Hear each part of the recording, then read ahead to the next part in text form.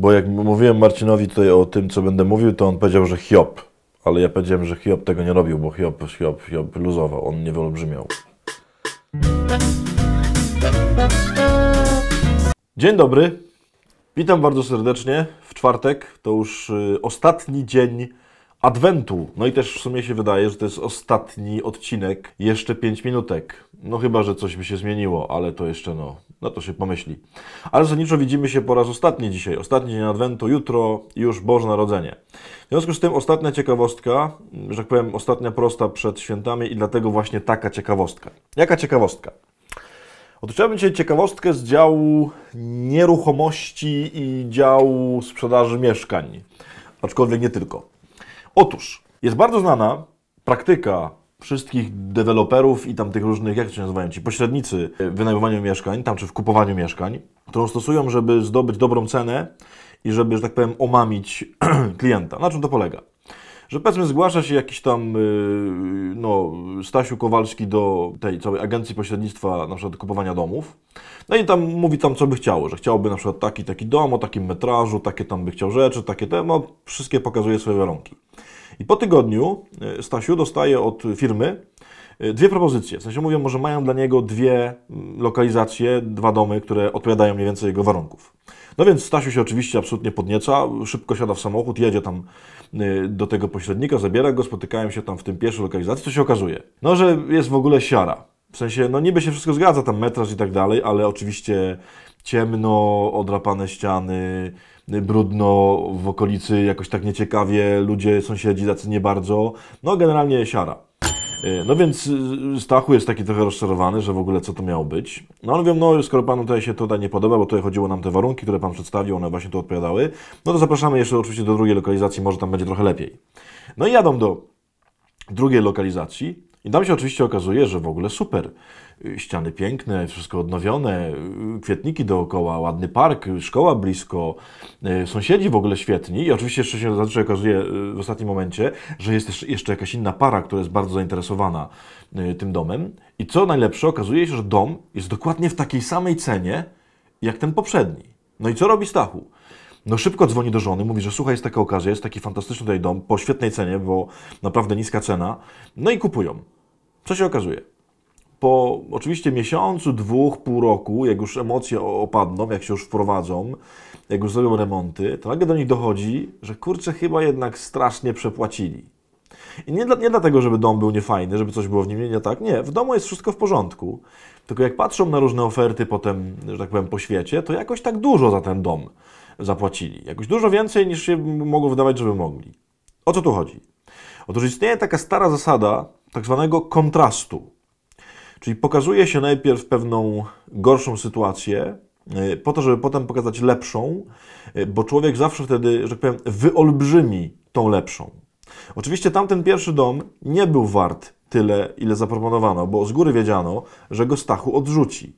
Tylko chodziło o to, żeby potem pokazać lepsze warunki w takiej samej cenie i one, mimo że są lepsze, zostaną jeszcze bardziej wyolbrzymione. To jest taka rzecz, która działa w bardzo wielu dziedzinach naszego życia. Na przykład jak idziesz w starych, zniszczonych butach do sklepu obuwniczego, to one przy nowych butach w sklepie obuwniczym wyglądają 3 razy gorzej, niż byś je oglądał po prostu w domu. W domu widzisz, że są zniszczone, ale nie aż tak zniszczone.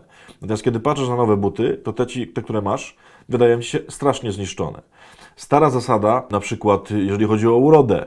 Jeżeli jesteś przekonana, że masz urodę jakąś może niewybitną, to co trzeba zrobić? No trzeba się pokazać z brzydszymi koleżankami. No i na tle brzydszych koleżanek będziesz wyglądała jak super mega gwiazda. To jest w ogóle kwestia też optyczna. Na przykład weźcie szary kwadrat i ten szary kwadrat zobaczcie z czarną ramką, a potem z białą ramką. Otóż nawet jeżeli to będzie ten sam szary kwadrat, to w jednym wypadku będzie się wydawał jaśniejszy, a w drugim wypadku będzie się wydawał ciemniejszy.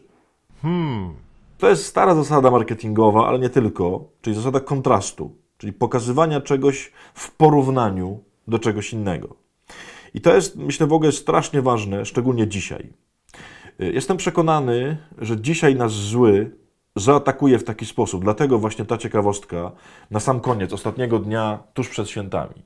Jestem przekonany, że jutro, kiedy się już tam obudzicie, nie wiem, w okolicach pewnie południa, po Wigilii, może po pasterce, po już poranku świąt, a już na pewno za 2 dni, jak się skończą święta, to większość z Was, może nie wszyscy, no nie, na pewno nie wszyscy, ale ogromna część z nas będzie miała takie przekonanie, ale było beznadziejnie.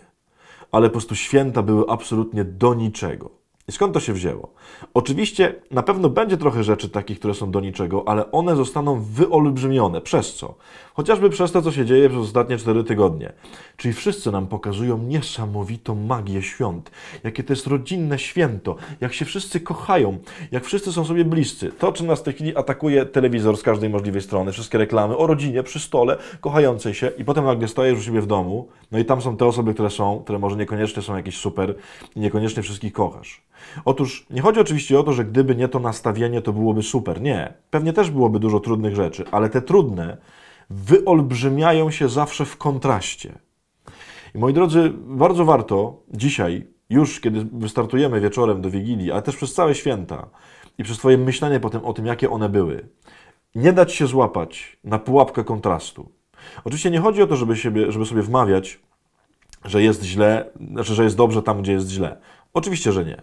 Ale żeby nie wyolbrzymiać i nie robić tego właśnie porównując do jakichś schematów, wyobrażeń, mitów, marzeń, czegokolwiek, bo wtedy się całkowicie możemy zdołować. Warto się wystrzegać po prostu starej, naprawdę szczwanej zasady kontrastu. Zdanie na dziś, z którym chciałbym, żebyśmy pochodzili, to jest zdanie, które Pan Jezus powiedział do Piłata w trakcie, kiedy był sądzony, które myślę dokładnie oddaje to, o co w tym chodzi i też oddaje jakby czas, w którym jesteśmy. Mówi do niego tak: nie miałbyś żadnej władzy nade mną, gdyby ci jej nie dano z góry.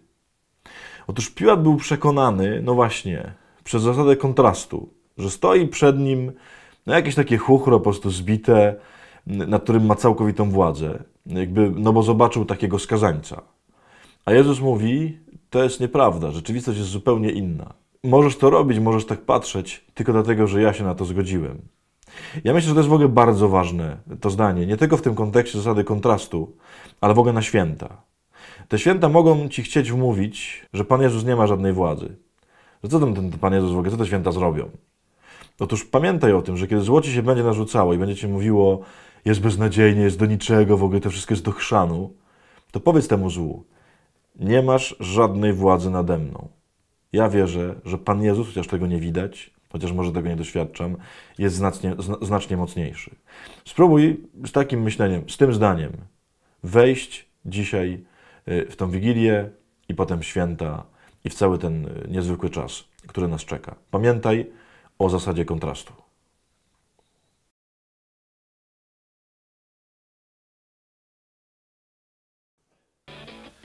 Z tymi brzydkimi koleżankami, które pocisnąłeś. No i dobrze.